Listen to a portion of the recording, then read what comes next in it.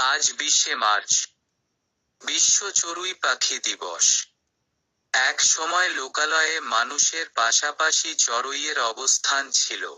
পুরনো বাড়ির কড়িকাঠ, উঠোন, বারান্দা কিচিরমিচির শব্দে মাতিয়ে রাখত চড়ুই পাখি।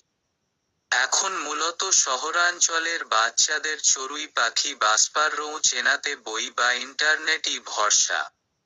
এরকম বাড়ি আর কটাই বা আছে, যেখানে পাখিরা নিশ্চিন্তে বাসা করবে, তাদের বাচ্চাদের বড় করবে।